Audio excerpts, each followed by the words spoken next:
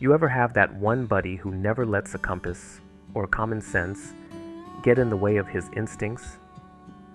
For me, that's Kyle. Big guy, booming voice, the sort who could sell you on just about anything if you didn't stop to think twice. We were on a weekend trip up in the Allegheny Forest. 3 of us with heavy packs, boots already damp from an early morning rain. The air smelled of wet pine needles and that rich, earthy scent you only get after a storm. Now I had a map folded in my pocket, and my other buddy, Mark, had a compass dangling from his pack strap. But Kyle, he didn't need any of that, no sir. He tapped his temple and said, "Gentlemen, true north is this way," pointing confidently toward a slope that looked like it led straight into a thicket of briars. Mark and I shared a look, but we went along. Sometimes it's easier to humor him for a while, especially when he's striding out like a pioneer on a grand mission. The problem was, Kyle walked like he had somewhere very important to be.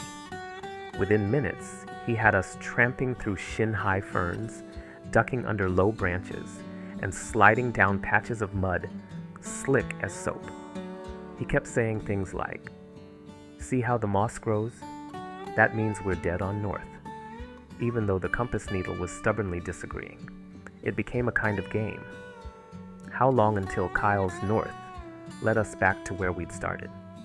Sure enough, after about an hour of circling, the sound of the creek we'd crossed earlier came trickling back into earshot. Mark stopped, pulled out the compass, and said flatly, "Kyle, you just led us west. Due west." Kyle just grinned, wiped some sweat from his brow, and said, "West is the new north, boys. You'll thank me when we're back at camp." We didn't thank him, but that was only the beginning of the day.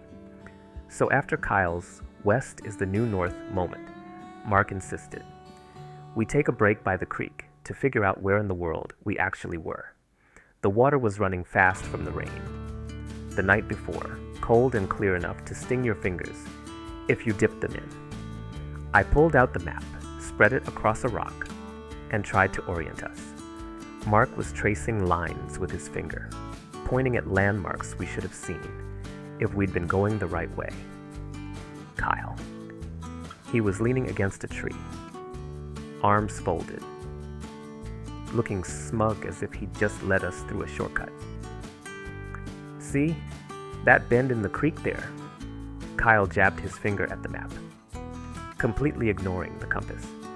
"That's where we are, which means north is up this ridge. If we climb it, we'll hit the trail again." Now, the ridge he was talking about was steep enough to make a goat sweat, covered in loose rocks and twisted roots. Mark raised an eyebrow and asked, "And what if you're wrong again?" Kyle puffed out his chest like a general rallying troops. "Then we'll be higher up and get a better view. Can't argue with elevation, right?" Against our better judgment, we followed. Up we went, huffing and slipping, grabbing at roots to keep from tumbling backward. Halfway up, the ground gave way under my boot, and I slid a good 10 feet before Mark caught my pack strap. My heart was pounding harder than the woodpecker we'd been hearing all morning. Kyle looked back from higher up, grinning like this was the best fun he'd had all week. By the time we scrambled onto the top, our legs were jelly and our clothes streaked with mud. The view? Impressive, I'll give him that.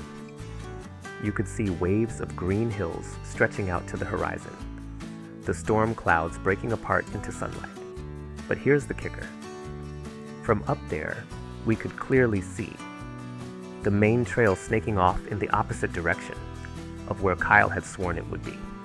Mark held up the compass, with the needle steady as truth itself, and said, "Kyle, that's north. The trail is east. You've been pointing us south the whole time." Kyle didn't even blink. He slapped me on the shoulder and said, "Well, good thing we brought me along, or we'd have missed this view. I'll admit, The man had a talent for spinning mistakes into victories, but the day wasn't done teaching us just how bad his sense of direction could get. After soaking in the view and giving Kyle more credit than he deserved, we started down the ridge toward the real trail. Only Kyle wasn't about to let his navigation system be dismissed so easily. "Trust me," he said, pointing at yet another barely there deer path. "This'll cut the corner and drop us right back where we need to be." Now, I should have known better. Mark definitely knew better. But the sun was already sliding down, staining the tops of the trees in gold, and the thought of trudging back down the way we came didn't feel much better. So we let Kyle lead again, and down we went, into thicker woods. At first it wasn't too bad. Soft moss underfoot, the smell of spruce heavy in the air, squirrels scolding us from the branches. But soon the ground turned marshy, our boots sinking with every step. Mosquitoes rose in clouds, humming in our ears and biting through our shirts. Mark finally muttered, "This doesn't feel like a shortcut. This feels like a bad idea." We pushed through for another hour, the trees closing in, the light dimming faster than we wanted to admit. The marsh turned into a maze of fallen logs and thorny underbrush. Every time we paused, Kyle would put his hands on his hips, squint into the trees, and say, "Just a little farther. North is right there." He said it with so much confidence, you almost wanted to believe him, except that the compass in Mark's hand was saying something very different. Eventually we stumbled into a clearing, only to find nothing. No trail, no landmarks. Just a wide stretch of boggy ground with cattails swaying in the breeze. And behind us, the woods had already swallowed our footprints. We weren't just off trail. We were lost. The sun slipped behind the ridge, and the temperature dropped with it. The chorus of frogs started up, joined by the distant hoot of an owl. Mark looked at me, then at Kyle, and said, "If we keep following your north, we're going to spend the night out here without firewood, food, or shelter."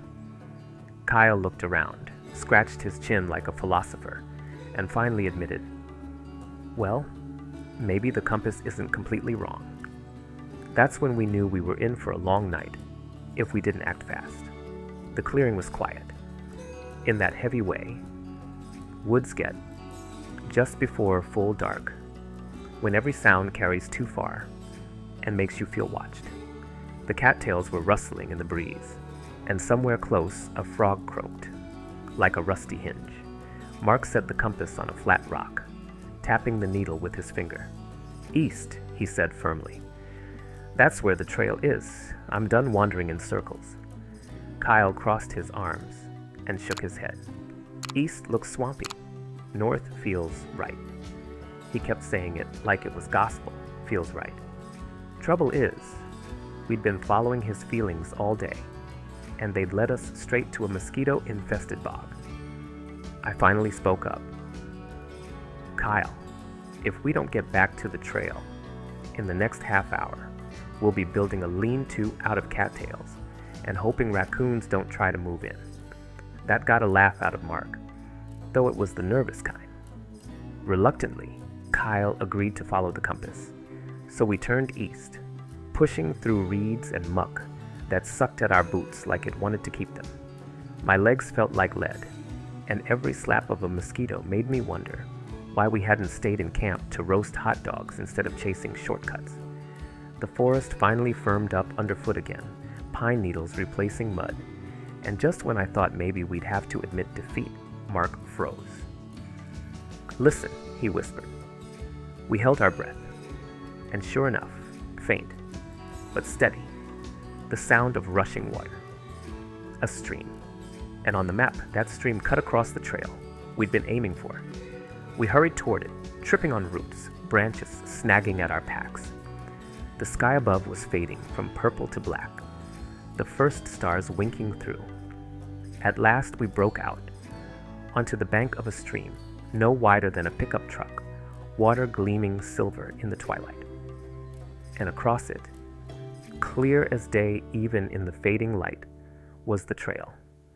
Mark punched the air in triumph. "Told you!"